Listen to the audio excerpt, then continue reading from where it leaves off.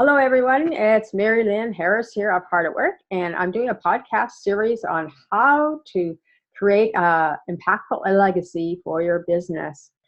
Sometimes it sounds like leave a legacy, but either way, we're going to create it and leave it.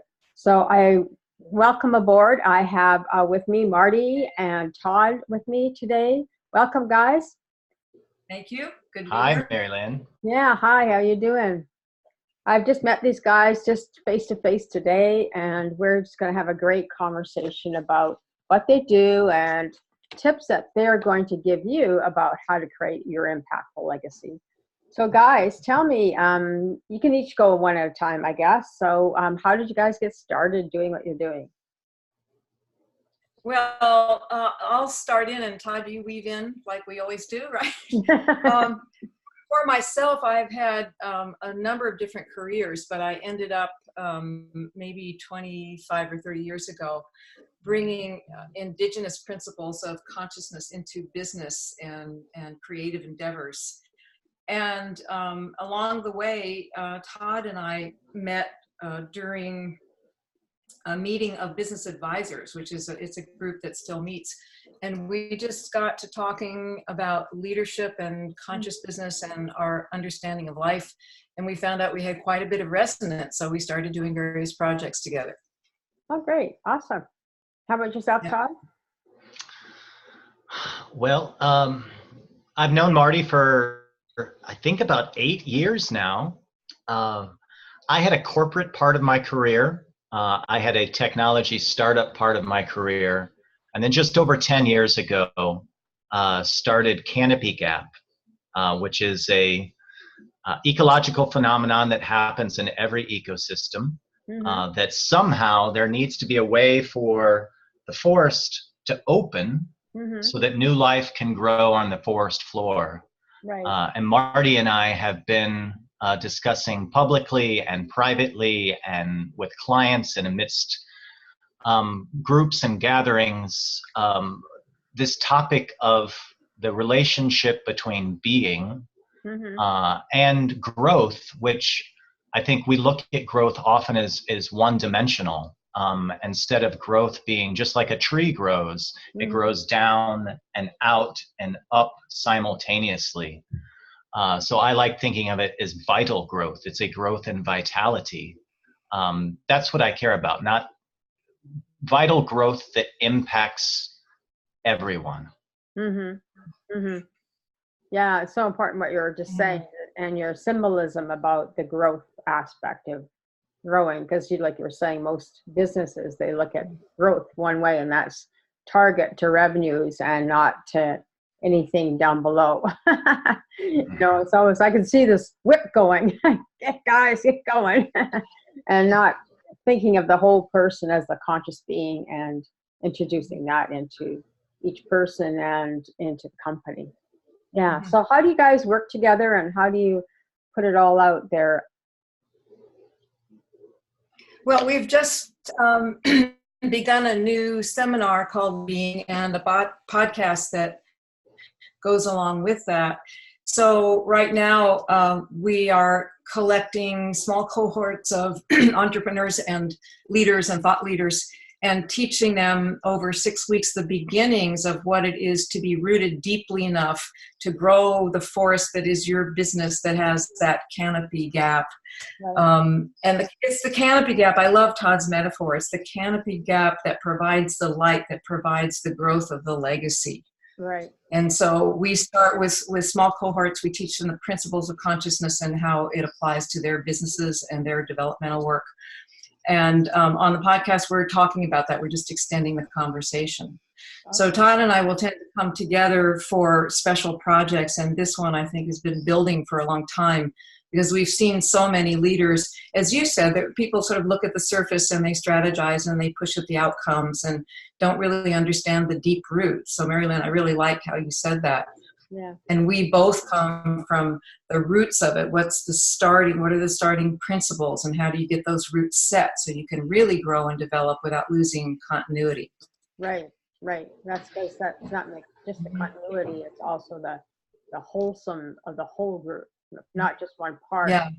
the company, but the whole part of all the parts together. Yeah. Right. So, yeah. No, that's totally. So do you take it each your role in delivering this, or how do you guys lead into your workshops and your business? Todd, Well, why don't you take that? we Marty and I have a little bit of a different focus, in that Marty has often worked with leaders on a one-on-one basis, and I've often worked with organizations at a team or system level, and we both complement each other in that way.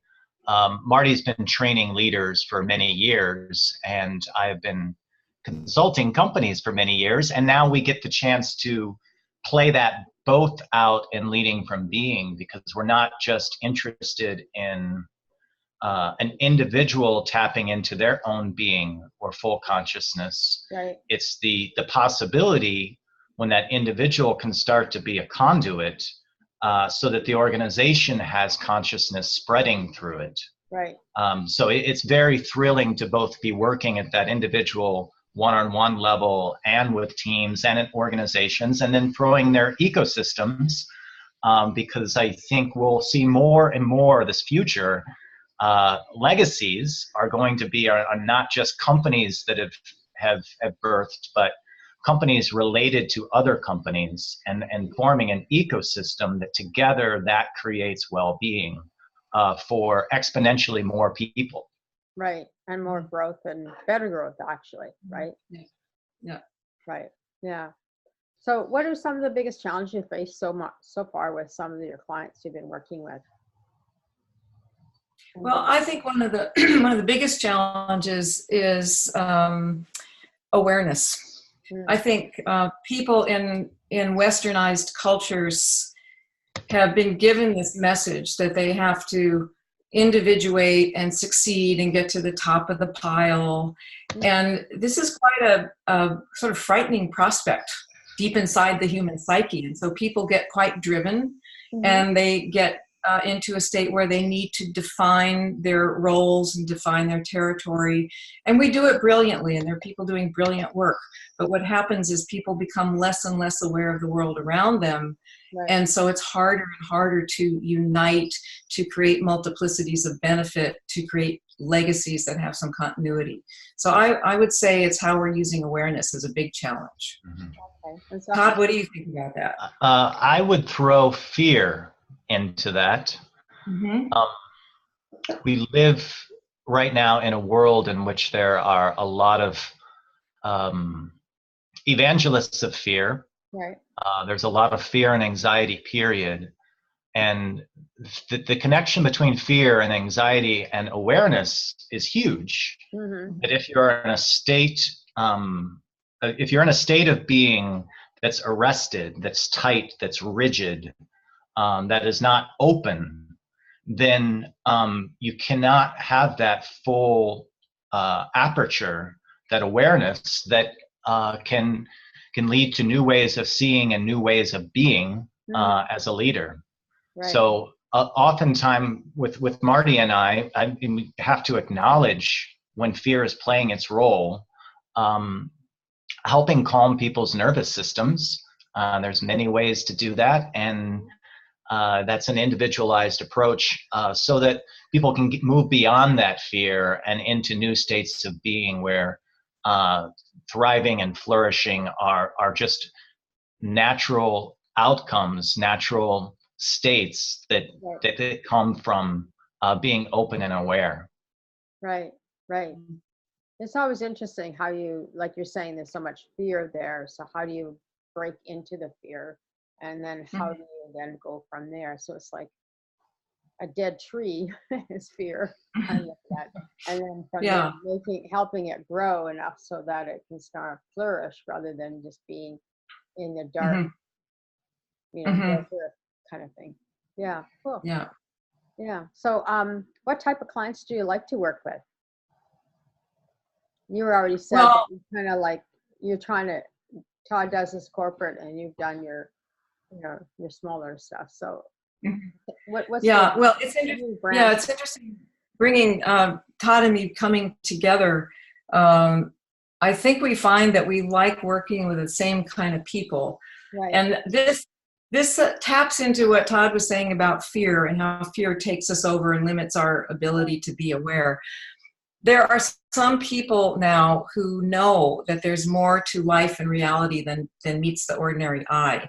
Right. And these people have some inner drive. They don't know how, they don't know where, they don't know what, but they know that there's more. And not everybody has that, and that's okay. That's the way our world is and probably always will be. But we're looking for the people who have that spark inside them and want to really ignite it. Mm-hmm. And it's not something you can quantify. I don't think either Todd or I could do a questionnaire that would screen people.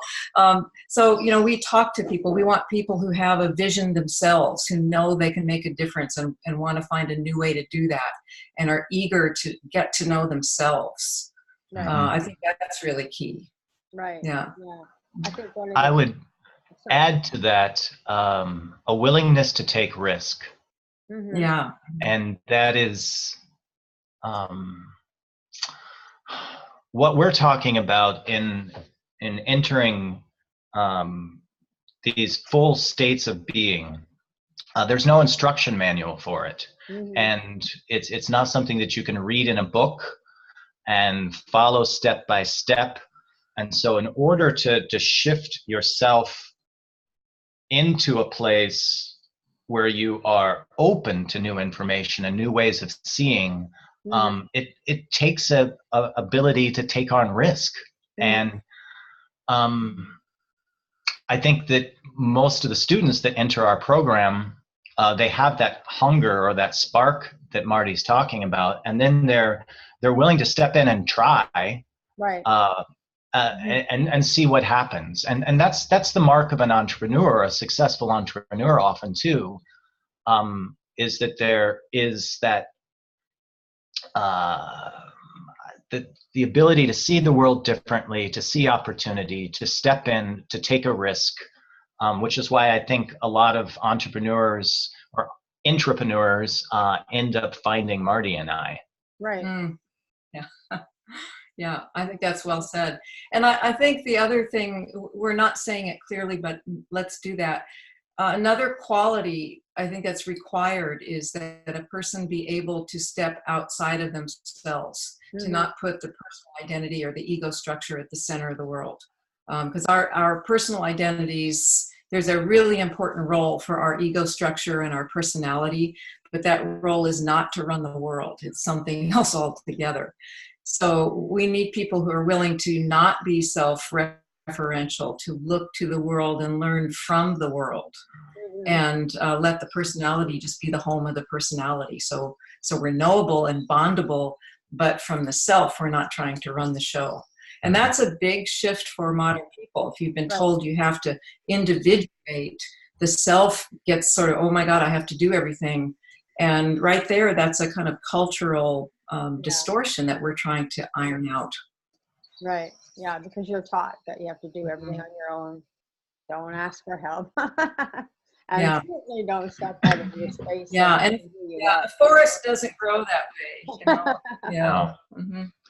There's actually an article I just read over lunch today, July 2nd, in the New York Times by Adriana Cavarero, essentially about the collectivity of happiness. That especially as Americans, we view the pursuit of happiness and the obtaining of happiness as an individual thing. Right.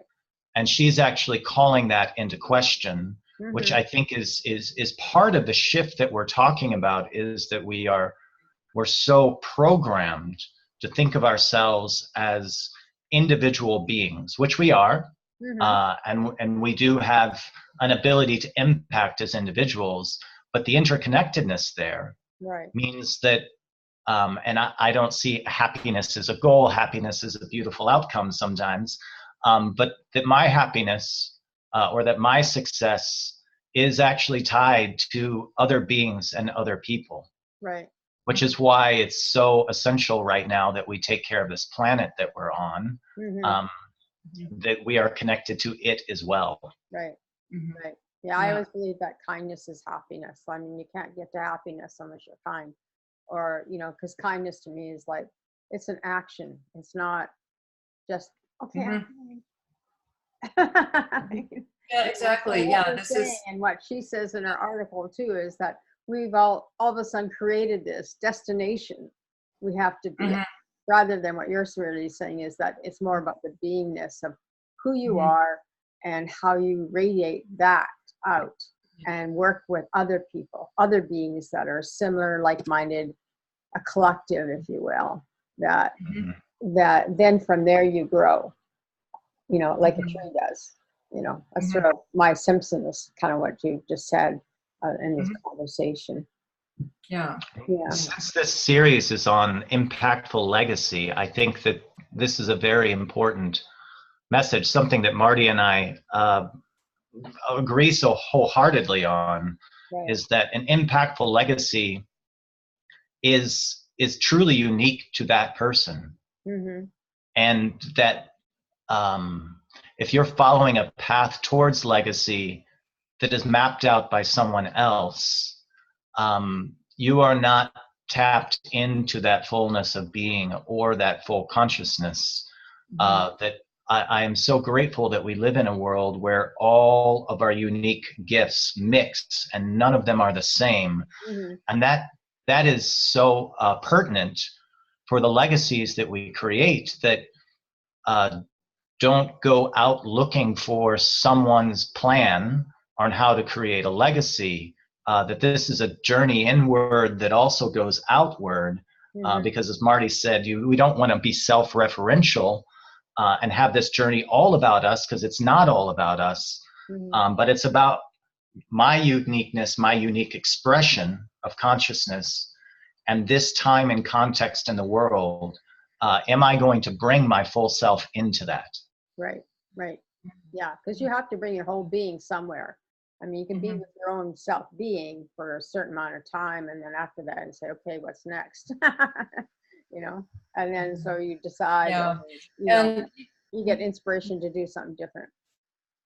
yeah, and I'm Todd, you're making me think of Janine Benyus, who said that nothing, absolutely nothing, exists outside of a system.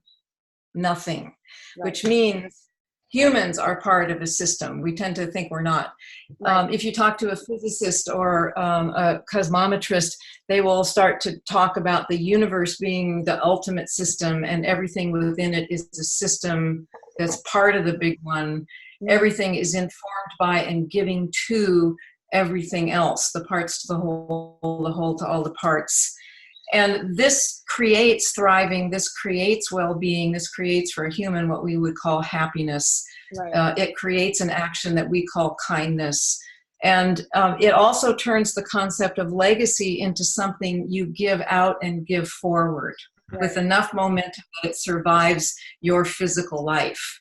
And this is it's a new way of feeling into life and value, and the meaning that we create and the value that we create. And these are just kind of the tip of the iceberg of some of the principles that Todd and I are trying to help people embody. Right, right. Well, I think it's so important because you have to start with the individual first before you can really go beyond that, you know. Unless you've had a very well-developed organization and they're saying, okay, we woke up this morning and we decided we want to do something really different. And then that, I guess that's when you would work with them in that point. But like you're saying, they have to be willing to take the risk and be willing to change. Otherwise, you know, they're going to stay where they are, you know, in their greatness or whatever it is.